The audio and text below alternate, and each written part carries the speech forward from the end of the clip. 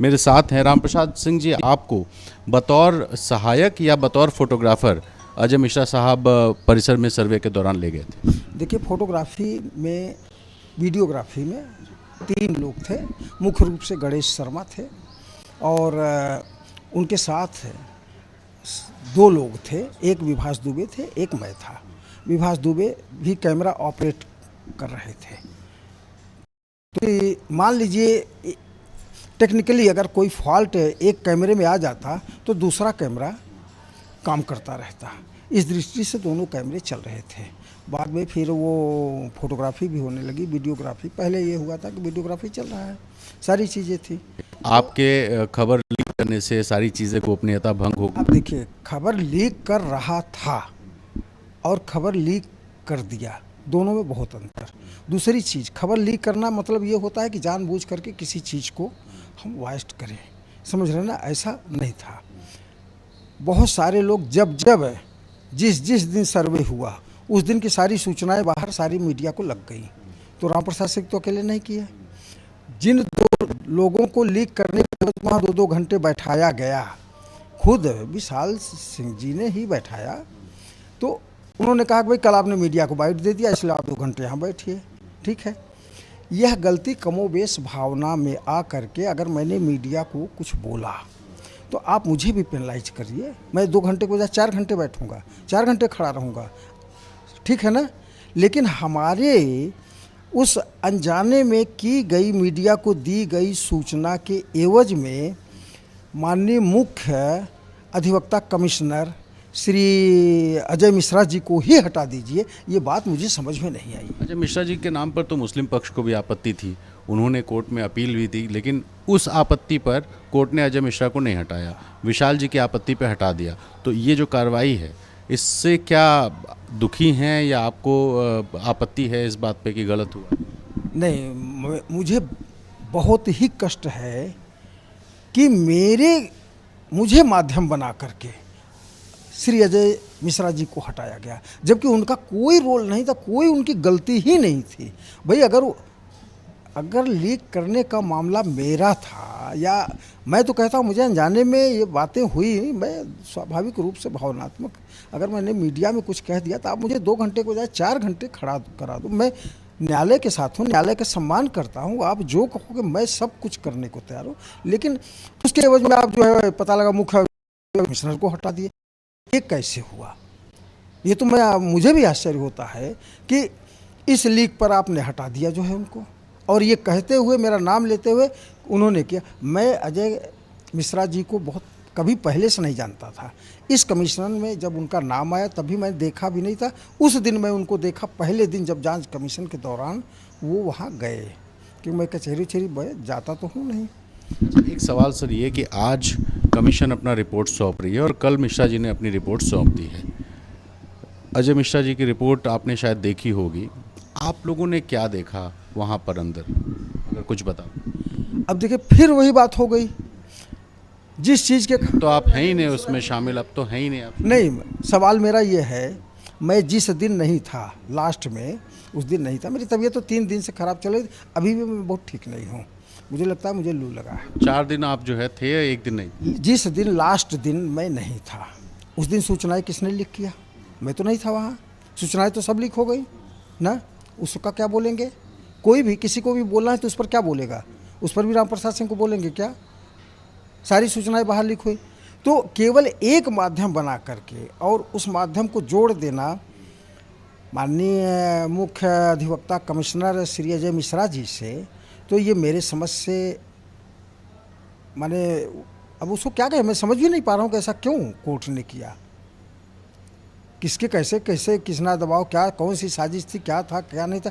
Court साजिश कर नहीं सकता, कोर्ट को साजिश से या इससे कुछ लेना देना नहीं है। लेकिन ये बातें कहाँ से आई, कहाँ तक पहुँची, कैसे उनको हटाने का निर्णय लिया गया, ये मेरे समझ के परे। आप उस टीम का हिस्सा नहीं है, जाहिर है अब आप जा भी नहीं सकते और आपकी कोई भूमिका भी नहीं है। थोड़ा सा अगर कुछ आप बता पाएँ कि जो शिवलिंग बनाम फव्वारे की बात हो रही है कि शिवलिंग मिला, बाबा मिल गए, मुस्लिम पक्ष कह रहा नहीं साहब फव्वारा है, सालों से फव्वारा है, ये जो विवाद है इसमें आप लोगों ने क्या देखा वहाँ? देखिए, विवाद है, सही है, इसलिए हाँ, हिंदू समाज कह रहा है कि हमारे शिवलिंग मिल गए बाबा के, ठीक है, वो शिवलिंग मिला। जो लोग वहाँ थे उन्होंने भी कहा कि शिवलिंग मिला, ठीक है, सब सारी चीज़ें आ गई सामने खुल करके। अब पुराने वीडियो चल रहे हैं, लेकिन है उसी जगह का वीडियो जो चल रहा है। मुसलमान कहता है हमारा फव्वारा है। अब दोनों के बीच निर्णय कौन करेगा? माननीय न्यायालय करेगा। न्यायालय अपने तरीके से करेगा, जांच कराएगा, जैसे भी करेगा, किसी भी तरह से जांच कराएगा। निर्णय तो न्यायालय के हाथ में है, हमारी बात कहने से नहीं मान लेंगे। मैं समझना चाह रहा हूँ, आप लोगों ने देखा क्या जब अंदर दाखिल हुए? शिवलिंग की बात कहाँ से? अभी नहीं, मैं तो गया भी नहीं था, मैं तो सुना हूँ सब चीज़ें कि वहाँ वो फव्वारे एक दिन पहले तो वो था, लेकिन जैसा हमने सुना कि वहाँ शिवलिंग मिला, जैसे तमाम फोटोग्राफ आ रहे हैं उसी के वीडियो भी बहुत सारे वायरल हो रहे हैं, और वो उसी स्थान का है, उस दिन का नहीं है, ठीक है। हाँ, पहले सफाई उफाई का है, क्योंकि मैंने उसको पता किया तो लगता है वो वीडियो उस दिन का नहीं है, लेकिन है वही उसी प्लेस का है, उसी प्लेस। अच्छा, बाकी भी स्वास्तिक की बात हो गई, संस्कृत के श्लोक का दावा किया गया, कमल के फूल की घंटी के प्रतीक मिले हैं, कई सारे विग्रह और खंडित ऐसे प्रतीक मिले हैं जो बता रहे हैं कि दावा किया जा रहा है कि हिंदुओं के हैं। ये सब देखा? अब देखिए क्या है, जैसे सूचना तेज़ी से वायरल हुई कि वहाँ मगरमच्छ की मूर्ति मिली, मगरमच्छ की मूर्ति मिली। ये मूर्ति गई कैसे? अगर मस्जिद है तो मस्जिद में मूर्ति कैसे गई? मौलाना का मैंने स्टेटमेंट भी सुना, उन्होंने कहा मुग़ल काल में मूर्तियाँ लगती थीं। ऐसा मुझे कोई मस्जिद नहीं दिखता है जिसमें मूर्तियों का कोई भी कहीं भी वर्णन हो, या कहीं किसी भी प्रकार का आधी अधूरी मूर्तियों का भी लगना, ऐसा कहीं नहीं होता है। बाकी आप लोगों ने क्या वहाँ देखा ऐसा, जो हिंदू पक्ष का दावा है वो दावा कितना सही लगता है? देखिए, वहाँ जो देखने का जो भी समाचार वायरल हुए हैं उसको अगर पुष्ट करना है, हमारे पास जो 30, 31, 19, 91, 92, 93 के जो फोटोग्राफ्स हैं, मैं अभी भी उसको दिखा सकता हूँ। मैं सारी चीज़ें, मैं अंदर भी गया हूँ, सब कुछ देखा हूँ, उससे आप मिलान भी वर्तमान में कर सकते हैं। सारी चीज़ें एग्जैक्ट सही हैं, उसमें कोई बदलाव नहीं हुआ है। तो एक एक कदम पर जब सारे सबूत मिल रहे हैं तो उसमें क्या कहेंगे कि ये मिला नहीं मिला, वो कहेंगे ये है, वो कहेंगे ये मुग़ल काल का है, वो कहते वो तो मानने को कुछ भी नहीं तैयार है ना। तब लेकिन है, आप भी दावा कर रहे हैं कि वहाँ पे प्रतीक हैं? बिल्कुल बहुत प्रतीक होंगे निश्चित रूप से, आप फोटोग्राफ लेकर के देख लीजिए। फोटोग्राफर तो खैर पुराने हैं, अभी आप जो गए, अभी आपने क्या देखा? इस जो पुराने फोटोग्राफ हैं आप वर्तमान से मिलान कर लीजिए। घंटा इनके मंदिरों में बनता है क्या? घंटे के चित्र उकेरे जाते हैं क्या? आप साफ साफ देख लीजिए, पीछे वहाँ घंटा मौजूद है। आप ये कह रहे हैं मस्जिद के पीछे की दीवार पे घंटा बना? बिल्कुल घंटा बना हुआ है, सारे लट्टू उट्टू सब जो बने हुए हैं, जो मंदिर के मेहराब में बनते हैं दरवाज़ों में, पुराने काल में भी उस पीरियड के अगर और जो बचे खुचे मंदिर हैं उनको भी देख लीजिए, तो उसकी तुलना आप सीधे मिला सकते हैं। पर मंदिर से, मस्जिद से इसका मिलान नहीं किया जा सकता है। तो जितने समाचार बार बार जो वायरल हो रहे हैं उसमें कहीं ना कहीं सत्यता होती है।